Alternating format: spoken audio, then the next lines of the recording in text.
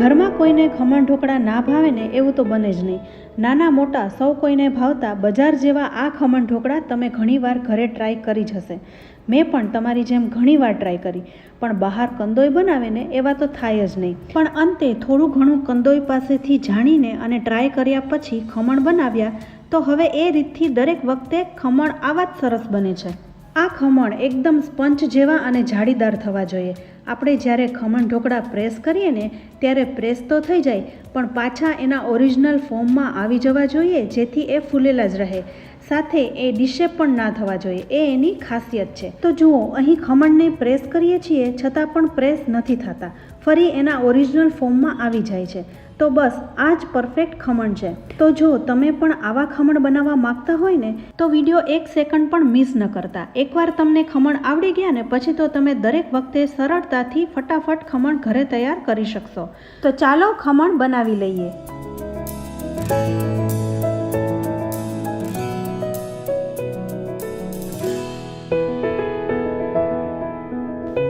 આ ખમણ દરેક વખતે એક સરખા થાય એટલે બધી વસ્તુ માપીને જ લેવી.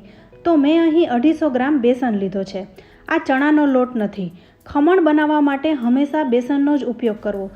આ બેસન એકદમ બારીક પીસેલો હોય છે, ફાઇન ફ્લોર હોય છે, તો એના ખમણ ખૂબ જ સરસ થાય છે. આપણે જ્યારે ઘરમાં ખમણ બનાવવાના હોય ને તો ગાયછાપ બેસન કે જે કોઈ કરિયાણા સ્ટોરમાં મળે એ બેસન લેતા હોય છે, પણ એ બેસન નહીં લેવાનું. આ બેસનમાં તમને ક્યારે બહારના ખમણ જેવું રિઝલ્ટ નહીં મળે. તો ખમણ બનાવવા માટે કયું બેસન વાપરવું એ હું વિડીયોના એન્ડમાં જણાવીશ, પણ એ પહેલાં ખમણમાં વપરાતી બધી વસ્તુનું માપ બતાવી દઉં. તો સૌ પ્રથમ 250 ગ્રામ બેસન લીધો છે. આ બેસનને આપણે હંમેશા ચાળીને જ વાપરવાનું. ખમણ બનાવવા માટે ચાળેલા બેસનનો જ યુઝ કરવાનો. બેસનને ચાળવાથી બેસનની કણીએ કણી છૂટી પડી જાય છે અને ગોળીઓ નથી વળતી. તો બસ આ ગોળીઓને છૂટી કરવા માટે આપણે બેસનને ચાળવો જરૂરી છે. અહીં તમે જોઈ શકો છો બેસન કેટલો ઝીણો છે, એકદમ ફાઇન ફ્લોર છે. તો બસ અહીં બેસન ચડાઈ ગયો છે. તો હવે બીજી વસ્તુનું માપ જોઈ લઈએ. તો હવે એક બાઉલ લેવાનો છે, એમાં 400 ml જેવું પાણી ઉમેરવાનું છે. મેઝરમેન્ટ કપ પ્રમાણે 2 કપ પાણી થશે. તો અહીં 2 કપ એટલે કે 400 ml પાણી ઉમેરી દેવાનું છે. અહીં 1-2 ચમચી વધતું ઓછું હોય તો કાંઈ વાંધો નથી. હવે આ 400 ml પાણીમાં આપણે મીઠું ઉમેરવાનું છે. તો અહીં 1 ટેબલસ્પૂન જેવું મીઠું લીધું છે. એનું વજન આશરે 20 ગ્રામ જેવું થાય છે. ત્યારબાદ એ જ મોટી 2 ચમચી ખાંડ ઉમેરવાની છે, જેનું વજન આશરે 30 ગ્રામ જેવું થાય છે. સાથે અહીં ખટાશ માટે લીંબુના ફૂલનો ઉપયોગ કરવો. બજાર જેવા જો તમારે કરવા હોય ને તો ક્યારે લીંબુનો આગ્રહ ન રાખવો, લીંબુના ફૂલનો જ ઉપયોગ કરવો. તો અહીં 1 ટીસ્પૂન એટલે 1 નાની ચમચી અને વજનમાં 5 થી 6 ગ્રામ જેવા લીંબુના ફૂલ લીધા છે. ત્યારબાદ હવે આ પાણીમાં આ બધી વસ્તુ ઉમેરી દેવાની છે. તો 1 મોટી ચમચી ભરીને મીઠું ઉમેરી દઈશું. ત્યારબાદ 2 મોટી ચમચી ભરીને ખાંડ ઉમેરવાની છે. અહીં તમારે દળેલી ખાંડ વાપરવી હોય ને તો એ પણ વાપરી શકાય. તો હવે અહીં ખાંડ અને મીઠું ઉમેરી દીધા છે. ત્યારબાદ આપણે લીંબુના ફૂલ ઉમેરીશું. હવે આમાં 2 ટેબલસ્પૂન જેવું તેલ ઉમેરવાનું છે. અહીં મેં બધી વસ્તુનું માપ મેઝરમેન્ટ કપ પ્રમાણે અને વજનમાં ડિસ્ક્રિપ્શન બોક્સમાં આપેલું છે, તો તમે ત્યાંથી પણ જોઈ શકશો. હવે આ બધી વસ્તુને આપણે પાણીમાં મિક્સ કરી દેવાની છે. સતત 1 મિનિટ સુધી મિક્સ કરીશું એટલે બધી વસ્તુ ઓગળી જશે. હવે આ પાણીમાં આપણે ચાળેલો બેસન ઉમેરી દેવાનું છે. તો 250 ગ્રામ બેસન છે, તો મેઝરમેન્ટ કપ પ્રમાણે 2.5 કપ જેવો બેસન થશે. તો ધીરે ધીરે આ બધો બેસન પાણીમાં ઉમેરતા જવાનું છે અને મિક્સ કરતા જવાનું છે, જેથી બેટર છે ને એ એકદમ સ્મૂધ થાય.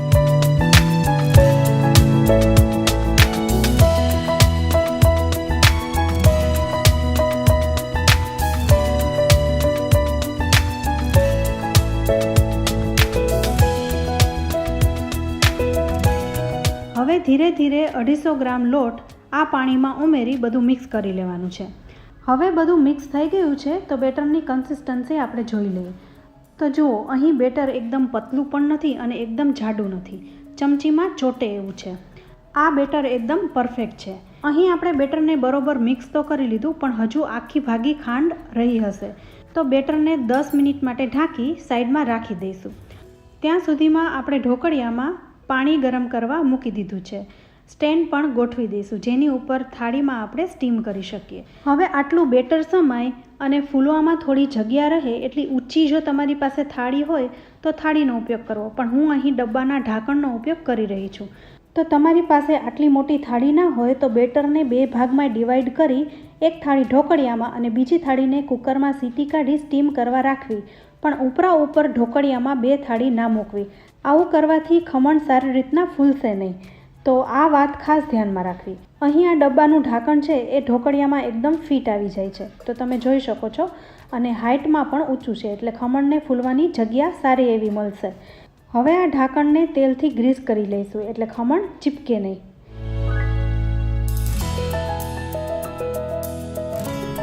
હવે તેલથી ગ્રીસ થઈ ગયું છે તો ઢાંકણને સીધું ઢોકળિયામાં ગરમ કરવા રાખી દઈશું. તો અહીં હવે પાણી પણ ગરમ થવા લાગ્યું છે, સાથે હવે 10 મિનિટ પણ થઈ ગઈ છે. તો ખમણને ફૂલાવવા માટે આપણે અહીં ટાટા સોડાનો ઉપયોગ કરીશું. તો 1 ટીસ્પૂન એટલે વજનમાં 7 થી 8 ગ્રામ જેવો સોડા ઉમેરીશું. ઈનોનો ઉપયોગ ના કરવો. હવે અહીં બેટર છે એ સારી રીતના પલળી ગયું છે, તો એકવાર મિક્સ કરી લઈશું અને આમાં 1 ટીસ્પૂન જેવો સોડા ઉમેરી દઈશું. તો ફ્રેન્ડ્સ, સોડા ઉમેરતા જ એ તરત જ એક્ટિવેટ થવા લાગશે અને આપણે સતત 1 મિનિટ સુધી મિક્સ કરવાનું છે, જેથી સોડા છે એ બેટરમાં એકદમ સારી રીતના ભળી જાય. જેમ જેમ સોડા બેટરમાં ભળતો જશે ને એમ બેટર હળવું ફૂલ થતું જશે અને કલરમાં લાઇટ થઈ જશે. તો સતત 1 મિનિટ સુધી મિક્સ કરતાં બેટર હવે ફૂલીને ઉપર આવી ગયું છે અને ઉપર બબલ્સ પણ થવા લાગ્યા છે. તો તમે અહીં જોઈ શકો છો બેટરની કન્સિસ્ટન્સી એકદમ પ્રોપર થઈ ગઈ છે. અહીં હું તમને ચમચીથી પણ બતાવી દઉં કે બેટરની કન્સિસ્ટન્સી કેવી થઈ છે. તો આ એકદમ પરફેક્ટ છે. હવે જરા પણ સમય ન બગાડતા આ બેટરને આપણે સ્ટીમ કરવા મૂકી દેવાનું છે. તો ઢોકળિયામાં ઓલરેડી આપણે ઢાંકણ ગોઠવી દીધું છે, તો હવે ફટાફટ આ બેટરને આમાં ઉમેરી દેવાનું છે. તો જુઓ, અહીં આપણે ઢાંકણ મોટું લીધું હતું એટલે બધું બેટર સમાઈ ગયું છે અને ઉપર જગ્યા પણ થોડી વધી છે એટલે ખમણ સારી રીતના ફૂલી શકે. હવે આ ખમણને આપણે 20 મિનિટ સુધી હાઈ ફ્લેમ ઉપર સ્ટીમ કરવાના છે. 15 મિનિટે તમે ચેક કરી શકો છો, પણ ત્યાં સુધી ઢાંકણ ખોલવું નહીં. તો આ ખમણ સ્ટીમ થાય છે ત્યાં સુધીમાં આપણે વઘાર પણ તૈયાર કરી લઈએ. તો એક કડાઈમાં 2 ટેબલસ્પૂન જેવું તેલ લેવાનું છે. તેલ ગરમ થઈ જાય એટલે 2 ચમચી ભરીને રાઈ ઉમેરવાની છે. અહીં રાઈનો ઉપયોગ વધારે કરવાનો છે, એનો ટેસ્ટ ખૂબ જ સરસ આવે છે. તો રાઈ સરસ ફૂટવા લાગે પછી 5 ચમચી જેવી હિંગ ઉમેરવાની છે. હિંગ સરસ સતળાઈ જાય તો અહીં મેં 4 થી 5 લીલા તીખા મરચાંને નાના ટુકડામાં કટ કરી રાખ્યા હતા, એ પણ સાથે ઉમેરી દઈશું અને થોડા ઘણા સાતળી લઈશું. બહુ વધારે સાતળવાની જરૂર નથી. થોડા કાચા પાકા સતળાઈ જાય ને એટલે આપણે આમાં 5 ચમચી જેવી ખાંડ ઉમેરી દેવાની છે. આ ખમણમાં છે ને ખાંડનું પ્રમાણ વધારે હોય છે, પરંતુ જો તમારા ઘરમાં બહુ મીઠું નથી ખવાતું તો તમે 2 ચમચી જેવી ખાંડ ઉમેરી શકો છો, અથવા તો ઘરમાં કોઈને ડાયાબિટીસ હોય ને તો ખાંડ એવોઇડ કરી શકો છો. તો હવે 5 ચમચી જેવી ખાંડ ઉમેરી દીધા પછી 200 ml જેવું પાણી ઉમેરી દેવાનું છે. એટલે મેઝરમેન્ટ કપ પ્રમાણે 1 કપ પાણી ઉમેરવાનું છે. સાથે 2 થી 3 ચપટી જેવું મીઠું ઉમેરવાનું છે. બહુ વધારે પડતું નથી ઉમેરવાનું, ઓલરેડી ખમણમાં તો મીઠું છે જ. તો અહીં આ વઘાર તૈયાર છે, પણ ઉકળે ત્યાં સુધી રાહ જોવાની છે. તો હવે ત્યાં સુધીમાં આપણે ખમણ પણ ચેક કરી લઈએ. તો જુઓ, ખમણ એકદમ સરસ ફૂલીને ઉપર આવી ગયા છે, પણ ચેક કરતાં ખમણ થોડાક નીચે હજુ ચોટે એવા લાગી રહ્યા છે. તો ફરી 5 મિનિટ સુધી આપણે એને સ્ટીમ કરીશું. પરફેક્ટ રીતના સ્ટીમ થશે ને ત્યારે ખમણ બોર્ડરથી અલગ થઈ જશે. હવે 5 મિનિટ થઈ ગઈ છે તો ખોલીને જોઈશું તો સ્ટીમ એકદમ સારી રીતના થઈ ગયા છે. તમે અહીં જોઈ શકો છો ખમણની બોર્ડર છે એ થાળીથી અલગ થઈ ગઈ છે. તો હવે આ થાળીને ઢોકળિયામાંથી બહાર કાઢી લઈશું અને ખમણને બિલકુલ ઠરવા દેવાના છે. ત્યાર પછી જ એના પીસ પાડીશું. અહીં ખમણને 20 મિનિટ સુધી સ્ટીમ કરવાના હોવાથી ઢોકળિયામાં પાણી પૂરતું મૂકવું. સાથે અહીં વઘાર પણ ઉકળી ગયો છે, તો ગેસ બંધ કરી દઈશું. અહીં વઘાર તૈયાર છે. હવે વઘાર થોડો ઘણો ઠરી જાય ત્યાં સુધી રાહ જોવાની છે.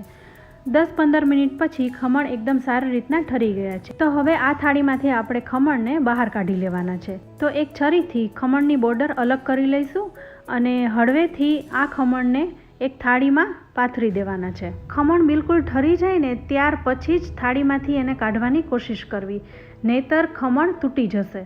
તો તો અહીં તમે જોઈ શકો છો આખા ખમણ બહાર નીકળી ગયા છે. તો આ ખમણ એકદમ સારી રીતના ફૂલી ગયા છે અને સ્પંચ જેવા થયા છે.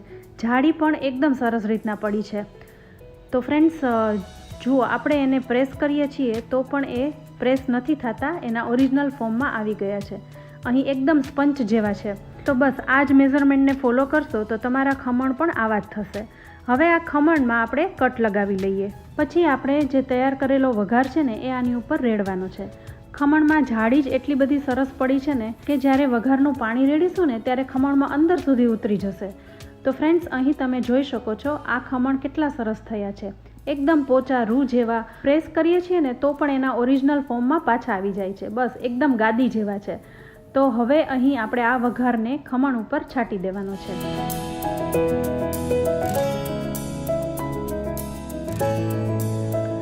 તો ફ્રેન્ડ્સ, જોઈને જ મોઢામાં પાણી આવી જાય છે ને. આવી રીતે પરફેક્ટ મેઝરમેન્ટ સાથે બનાવવા ખૂબ જ સરળ છે. એકવાર તમે આવી રીતના શીખી ગયા ને તો બહારથી ખમણ લઈ આવવાનું તમે ભૂલી જશો. તો ફ્રેન્ડ્સ, અહીં વઘાર ઉપર રેડી દીધો છે, તો સાથે કોથમરીથી પણ ગાર્નિશ કરી. હવે મેં પહેલાં કીધું હતું કે આ ખમણ બનાવવા માટે આપણે કેવો બેસન વાપરવો. તો આપણે ઘરમાં હંમેશા ગાય છાપ, ઉત્તમ કે ગુલાબનો બેસન વાપરતા હોઈએ છીએ, પણ આ બેસનમાંથી ક્યારેય બહાર જેવા ખમણ નહીં બને. બનશે ખરી, પણ આવું પરફેક્ટ રિઝલ્ટ નહીં આવે. તો પરફેક્ટ ખમણ બનાવવા માટે તમારે કંદોઈ પાસેથી જ આ બેસન લેવાનો છે. તમારા ઘરની આજુબાજુ ફરસાણ કે મીઠાઈવાળાની દુકાન હોય ને એમની પાસે આ સ્પેશિયલ બેસન આવતો હોય છે, જે ક્યારેય તમને કરિયાણાની દુકાનમાંથી 1 કિલો કે 500 ગ્રામના પેકેટમાં છૂટક નહીં મળે. આવો બેસન કંદોઈ હોલસેલમાં 20-20 કિલોના પેકમાં જ મગાવતા હોય છે, જે સ્પેશિયલ ખમણ, ભજીયા, ગાંઠિયા, સેવ વગેરેમાં વાપરતા હોય છે. તો ફ્રેન્ડ્સ, તમને આજે ખ્યાલ આવ્યો ને કે આપણે જ્યારે ઘરમાં રહેલા બેસનમાંથી ખમણ બનાવવાની કોશિશ કરીએ છીએ તો કેમ નથી બનતા. તો આ સ્પેશિયલ બેસનમાંથી જ આવા ખમણ બને છે. આ બેસનમાંથી બનેલા ખમણમાં જ એક જાતની ઇલાસ્ટિસિટી, સ્ટ્રેન્થ અને સ્પંચ જેવા એટલે કે ગાદી જેવા થાય છે. તો આ ખમણની ખૂબી છે. તો ફ્રેન્ડ્સ, તમે પણ આવો બેસન ઘરે લઈ આવી ખમણ જરૂરથી ટ્રાય કરજો. એકદમ પરફેક્ટ બને છે. અને જો આ રેસીપી સારી લાગી હોય ને તો વિડીયોને લાઇક અને દૂર સુધી શેર કરજો. તમારા સગા સંબંધી, મિત્રો વગેરેને આ વિડીયો મોકલી દેજો. સાથે યુટ્યુબમાં અમારી ચેનલ કિચન સિરીઝ અને ફેસબુકના કિચન સિરીઝના પેજને પણ લાઇક કરી દેજો.